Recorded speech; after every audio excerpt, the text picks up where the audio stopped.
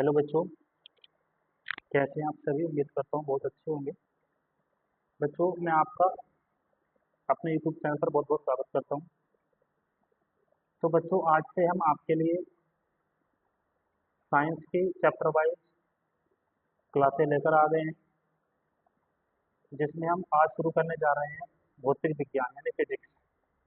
Physics की पूरा NCERT based course कराएंगे पहले हम, उसके बाद बायोलॉजी या केमिस्ट्री जैसा आप कहेंगे उसको शुरू कर दिया जाएगा। तो बच्चों, अब से आपको डेली क्लासें मिलेंगी, इसमें साइंस का थ्योरी प्लस एमसीक्यू मिलेगा। ठीक है बच्चों, इसी तरह की वीडियो को देखने के लिए हमारे चैनल को सब्सक्राइब करें, लाइक करें। ठीक है, क्लास शुरू करने जा रहा हूँ मैं। तो बच्चों, जैसा कि हमारा आज का सब्जेक्ट रहेगा भौतिक विज्ञान। भौतिक विज्ञान यानी फिजिक्स। भौतिक विज्ञान फिजिक्स शब्द की उत्पत्ति मूल रूप से ग्रीक भाषा के फ्यूसिस शब्द से हुई है, जिसका अर्थ है प्रकृति अथवा प्राकृतिक पदार्थ। ठीक है, भौतिक विज्ञान में प्रकृति में व्याप्त द्रव्य ऊर्जा तथा उनकी पारस्परिक अभिक्रियाओं का अध्ययन किया जाता है। ठीक है बच्चों, उनकी पारस्परिक अभिक्रियाओं का अध्ययन किया जाता है। नेक्स्ट चलेंगे।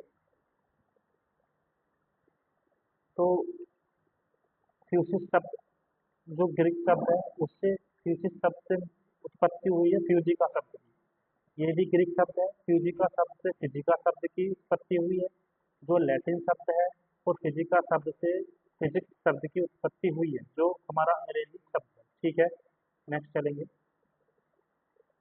मापन मेजरमेंट किसी पदार्थ को वस्तु, व्यक्ति अथवा क्षेत्र से संबंधित विभिन्न भौतिक राशियों जैसे लंबाई, आयतन, क्षेत्रफल, समय, द्रव्यमान आदि मानक मात्रकों की तुलना में शुद्धता और शुद्ध संख्यात्मक मान प्रदर्शित करना मापन कहलाता है। एग्जाम्पल, उदाहरण में देखेंगे बच्चों, सब्जियों के भार को किलोग्राम में, दूध की मात्रा को लीटर में, कपड़े की लंबाई को मीटर में दर्शाना आदि।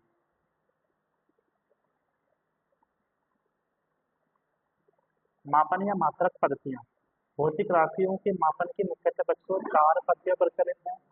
भौतिक राशियों के मापन की चार पद्धतियां मुख्यतः प्रचलित हैं, जो निम्नलिखित है। नंबर 1 सीजीएस पद्धति, नंबर 2 एसपीएस पद्धति, नंबर 3 एमकेएस पद्धति, नंबर 4 एसआई पद्धति। नंबर 1 देखेंगे सीजीएस पद्धति। सीजीएस पद्धति, इस पद्धति में लंबाई को सेंटीमीटर में, द्रव्यमान को ग्राम में तथा समय को सेकंड में मापा जाता है। ठीक है बच्चों, इस मापन पद्धति को फ्रांसीसी प्रणाली या मीट्रिक प्रणाली भी कहते हैं। फ्रांसीसी प्रणाली या मीट्रिक प्रणाली किसे कहा जाता है? सीजीएस पद्धति को। ठीक है, नेक्स्ट चलेंगे बच्चों। मापन या मात्रक पद्धतियों में अगली पद्धति है आपकी एफपीएस। एफपीएस की फुल फॉर्म क्या है? Foot pound second. Foot pound second. इस मापन पद्धति में लंबाई को फुट में, द्रव्यमान को पाउंड में तथा समय को सेकंड में मापा जाता है, जिसे ब्रिटिश प्रणाली भी कहते हैं। ठीक है, नेक्स्ट चलेंगे। तीसरी पद्धति है आपकी एमकेएस पद्धति। एमकेएस पद्धति यानी मीटर, किलोग्राम और सेकंड। ठीक है, इस मापन मापन पद्धति में बच्चों लंबाई को मीटर में, द्रव्यमान को किलोग्राम में तथा समय को सेकंड में मापा जाता है। इंजीनियरिंग एवं औद्योगिकी क्षेत्र में मापन हेतु इस प्रणाली का उपयोग किया जाता है। यानी क्वेश्चन बन सकता है कि इंजीनियरिंग और एवं औद्योगिक क्षेत्र में किस मापन पद्धति का प्रयोग किया जाता है, तो आपको क्या लगाना है? एमकेएस पद्धति, मीटर, किलोग्राम, सेकंड। ठीक है, नेक्स्ट करेंगे बच्चों। मापन या मात्रक की पद्धतियों में चौथी पद्धति आती है आपकी एसआई पद्धति, सिस्टम इंटरनेशनल। ठीक है, यह प्रणाली अंतर्राष्ट्रीय मापतोल अधिवेशन के 1971 में स्वीकार की गई थी, जिसे सिस्टम इंटरनेशनल या एसआई पद्धति कहते हैं। यह मापन पद्धति एमकेएस का पद्धति के परिभाषित रूप है। वर्तमान में यह पद्धति सर्वाधिक प्रचलन में है। ठीक है, भौतिक राशियाँ क्या होती हैं? भौतिक राशियां पदार्थ के वे भौतिक गुण हैं जिसका मापन किया जा सकता है तथा उनकी माप को संख्या न्यूमेरिकल वैल्यू द्वारा प्रदर्शित किया जा सकता है। नेक्स्ट चलेंगे। भौतिक राशियों को दिशावर दिशा परिमाण दिशा परिमाण व मात्रक के आधार पर निम्न रूपों में वर्गीकृत किया जाता है। भौतिक राशियों का वर्गीकरण मापन और मात्रक के आधार पर, दिशा व परिमाण के आधार पर दो प्रकार से किया जाता है। मापन व मात्रक के आधार पर कितने प्रकार की राशि होती है? तीन प्रकार की। नंबर एक मूल राशि, नंबर दो व्युत्पन्न राशि, नंबर तीन पूरक राशि। दिशा व परिमाण के आधार पर राशि कितने प्रकार की होती है? दो। दिशा के आधार पर राशि कितने प्रकार की होती है? दो, सदिश राशि व अदिश राशि। ठीक है बच्चों, नेक्स्ट चलेंगे।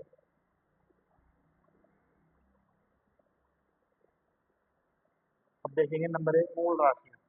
जिन मूल राशियों को क्या होती है? जिन राशियों को जिन राशियों की अभिव्यक्ति अन्य भौतिक राशियों पर निर्भर न हो, मतलब किसी और राशि पर निर्भर न हो, पूर्णतः स्वतंत्र होती है, मूल राशि कहलाती है। इन राशियों के मात्रक मूल मात्रक कहलाते हैं। मूल मात्रक भौतिक राशि सात प्रकार की होती है जो निम्नलिखित है। यानी मूल मात्रक कितने प्रकार के होते हैं? सात। कितने होते हैं मूल मात्रक? सात होते हैं। नंबर एक लंबाई, नंबर दो समय, नंबर तीन ताप, नंबर चार द्रव्यमान, नंबर पाँच विद्युत धारा, नंबर छह ज्योति तीव्रता, नंबर सात पदार्थ की मात्रा। ठीक है बच्चों, नेक्स्ट चलेंगे। व्युत्पन्न राशि। व्युत्पन्न राशि वे होती हैं जो मूल मात्रकों की सहायता से व्यक्त की जाती है, यानी उत्पन्न की जा सकती है। यानी जो सात आपकी मूल राशियां हैं उनसे उत्पन्न कर जो राशि बनती है उसे व्युत्पन्न राशि कहते हैं या व्युत्पन्न मात्रा कहते हैं। ये राशियां मूल राशियों की तरह स्वतंत्र नहीं होती बल्कि मूल राशियों पर निर्भर करती हैं। उदाहरण चाल, जैसे चाल को जैसे हम देंगे तो चाल किस किस पर निर्भर करती है? दूरी और समय पर। चाल का आपका फार्मूला क्या होता है? चाल बराबर दूरी बटे समय। तो चाल किस किस पर निर्भर करती है? दूरी और समय पर। तो दूरी और समय पर निर्भर करते हैं, इसका मतलब ये हुआ कि चाल मूल राशियों पर निर्भर करती है, इसलिए आप क्या कहेंगे इसको? व्युत्पन्न राशि। ठीक है, नेक्स्ट आ जाएंगे पूरक राशियां। पूरक राशियां क्या होती है बच्चों? देखेंगे। समतल कोण तथा घन कोण दो पूरक राशियां हैं जो न तो मूल राशियों की श्रेणी में आती हैं न ही व्युत्पन्न राशियों की श्रेणी में, तथा इन्हें एक विशिष्ट वर्ग पूरक राशियों के अंतर्गत रखा गया है। पूरक राशियां क्या होती हैं बच्चों?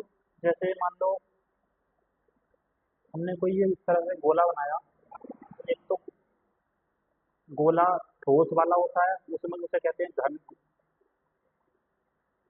घन कोण, उसके लिए बनेगा घन कोण। और ये जो खाली वाला होता है वैसे वृत्त होता है, ये समतल कोण को मापा जाता है। ठीक है, तो ये दो प्रकार के होते हैं। नेक्स्ट चलेंगे।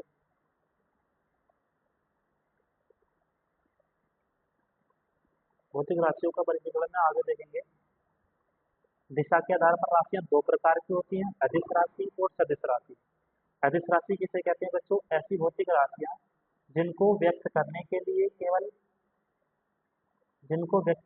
केवल परिमाण की आवश्यकता हो, दिशा की आवश्यकता न हो। मतलब ऐसी भौतिक राशि जिसको व्यक्त करने के लिए केवल परिमाण की आवश्यकता हो, दिशा की आवश्यकता न हो, उसे अदिश राशि कहते हैं। अदिश राशि में कौन कौन सी आती हैं? दूरी, चाल, द्रव्यमान, आयतन, समय आदि। यानी कि इनके लिए केवल परिमाण की आवश्यकता होगी, दिशा की आवश्यकता नहीं होगी, इसलिए इन्हें अदिश राशि कहते हैं। सदिश राशि ऐसी भौतिक राशियां जिनको व्यक्त करने के लिए परिमाण के साथ साथ दिशा की भी आवश्यकता होती है, अर्थात दोनों चीजों की रिक्वायरमेंट होती है, उसे सदिश राशि कहते हैं। ठीक है, सदिश राशि कौन कौन सी होती है? बल, विस्थापन, वेग, संवेग, कोणीय वेग, चुंबकीय तीव्रता आदि। ठीक है, नेक्स्ट चलेंगे। ठीक है बच्चों, आज के लिए इतना ही रहेगा। इससे आगे हम कल करेंगे।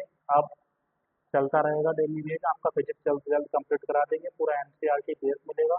उसके बाद फिजिक्स का केमिस्ट्री शुरू करा दी जाएगी। ठीक है बच्चों, अभी हमने नया नया चैनल शुरू किया है, जल्द ही आपको पूरी तरह से सुधार करने मिलेगा और बढ़िया से बढ़िया कंटेंट देने की कोशिश की जाएगी। आप सभी लोग चैनल को सब्सक्राइब करें, लाइक करें। धन्यवाद।